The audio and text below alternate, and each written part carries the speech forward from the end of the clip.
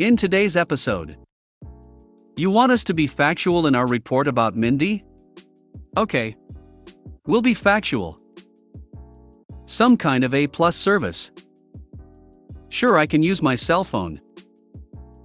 So let's get started. You want us to be factual in our report about Mindy? Okay. We'll be factual. Last week I shared a story about my awful colleague Mindy. I never expected it to blow up like it did. However, it wasn't the first time Mindy and our manager were hit with a cold can of malicious compliance. So I thought I'd share the story. I can't take full credit for it, it was a team effort, as you'll see. Upper management decided to trial a new system where colleagues would rate each other. The rules were that all comments had to be constructive. We couldn't write anything spiteful, untrue, or based on gossip. So you could write stuff like, "Colleague is always supportive and offers help when I need it," or "Colleague communicates clearly," and so on. Basically, they wanted us to think about how our colleagues helped us and what they contributed to the team. They hoped it would help gauge how well the team worked together and encourage them to be positive about each other. These reviews were to be handed to a manager, and only the manager was allowed to read them. As you can imagine, this was tricky when it came to Mindy. For those of you who haven't read my previous story, Mindy fancied herself the queen bee of the office, and she tattled on everyone for petty stuff like using too many staples, or being a few minutes late, and she even kept a tally of how long each of us took going to the bathroom, or getting a drink. She was overall a very toxic person. Worst of all, she was our manager's favorite, so she basically got away with everything. I tried to be as diplomatic as possible and wrote that her constant monitoring of our bathroom and drink breaks made me uncomfortable, and that maybe she needed more training because she frequently came to me with complicated queries that were actually pretty standard, or dumping complex cases on me because she said she didn't have time. Again, I wrote them in a way that wasn't accusing, just stating plain facts. Everyone in the team put their reviews in the box on the manager's desk. The manager was supposed to look through them and use it to tackle issues or any areas of discord in the team discreetly. In spite of the fact that these reviews were supposed to be anonymous, and only for the eyes of the manager, Mindy somehow found out what was on them, and she was furious. She accused us of ganging up on her and bullying her, and you guessed it, she tattled to the manager. He called an emergency team meeting to address it. He brushed off our concerns about how Mindy had read them, and all these were supposed to be anonymous and private. "I need you to rewrite them all," he said. We all looked at each other. One of my colleagues, who I'll call Tom, piped up. "We did exactly as asked. Our reports were truthful and constructive," Tom said. "No. You can't write this. You need to write them again. And this time, stick to facts." Our manager snapped, and that was that. Mindy grinned smugly at us as we left. Tom stepped in and suggested we go out together and figure this out. There was no way we were going to lie and say Mindy was a great employee like our manager obviously wanted us to, but we had to do what he said. Tom had been at the company for decades and always stood by his colleagues. He was a genuinely fantastic guy, and we all loved him. He suggested we go out for drinks together to discuss it away from Mindy, so we did. At first, none of us knew what to do.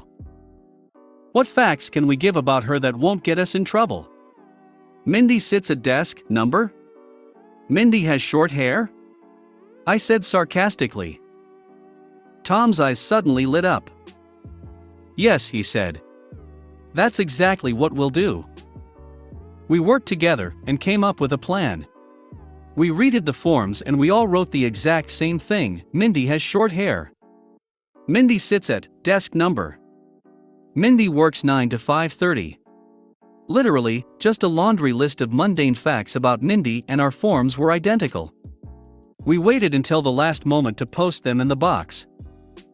Our manager hit the roof, but there was nothing he could do about it. We did what he asked, and there was no time for him to make us do another. So he just submitted them. The scheme was soon dropped because it created too much work, and was replaced instead with a system where colleagues could nominate each other for awards. Guess who never got nominated for any awards? For the record, this took place before the lunch break fiasco. In case you were wondering. Some kind of A+ service. Not me complying, but the guy working in the restaurant. Little backstory, my dad loves extremely spicy food. Never has he ever had a dish that was spicy enough in any restaurant in a Western country. The only times he was really satisfied was when he was traveling Asia and asked for super spicy stuff there. So usually, he just orders the spiciest dish in a restaurant and asks them to make it extra spicy, has low expectations, and at best is only a little disappointed. Nevertheless, I have never seen him insisting and explaining to a waiter how no matter how spicy their food may be, he wants it spicier. Given that he never got anywhere near the spicy he likes, I never understood why not up to this event. So we were on vacation in another city of our Western country, and he was tired and didn't want to have dinner. But since I was hungry and insisted, he told me to go get something and bring him something as well. So I went to a Chinese restaurant and ordered my food, then asked for the spiciest soup they had. Afterwards for the spiciest main course they had. Then I made the horrible mistake of reensuring that those dishes all were really spicy and asking if he, young Asian employee, maybe 20 or younger, was sure those were the spiciest. He insisted they were, so I approved and waited for my food. When it was ready, the guy was smirking and gave me a bow with some Asian hand sign that looked kinda staged. At that moment I just thought the owners told him to give the customers a bit of the show and act authentically Asian, and since he was young, he might have been new, so he wasn't as experienced at it.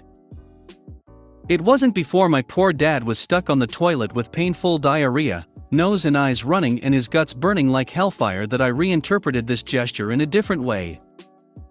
And that's how I learned why my dad never insisted on lecturing the waiters about how they could make it really spicy for him, more than for the regular customers. But that employee sure gave us a special first-class service though, NGL. Sure, I can use my cell phone.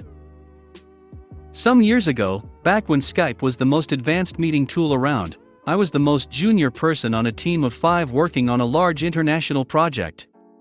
Though I was there to help with technical aspects of the job, a number of administrative tasks also ended up in my lap, things like scheduling and connecting meetings and so on, despite there being an administrative assistant on the team.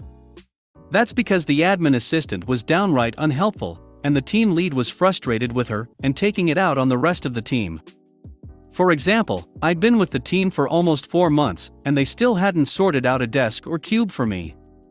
I was literally doing my work with a work laptop sitting in a coffee shop and using my cell phone. One day, the senior technical officer announced he'd have to go to a tiny Pacific island state, Samoa, I think, for a week-long trip to sort out a mess on an older project he'd been involved with that had gone sideways, and leaves for a 48-hour flight time to Samoa on a Saturday. On Monday, the team lead sends everyone on the team an email saying we'll do a weekly check-in call instead of a meeting on Wednesday afternoon and asks me to set up the call and connect everyone. I reply almost immediately asking if I can borrow someone's desk for the duration of the call, because otherwise it would cost $6.50 per minute for me to call Samoa from my cell phone, versus using a desk phone at work, which all costs are automatically paid for. He replies copying the admin assistant telling me to talk to her. Over the next couple of days I asked the admin assistant for a desk or a cube for an hour on Wednesday. No. Can she connect the call instead? No. How about me coming over, connecting the call on her phone, and then leaving? No. Does she have any suggestions? No. It's Wednesday morning, and I don't have a solution. So I call the team lead and he thinks I've been insufficiently creative and just snarkily replies, "Just use your phone."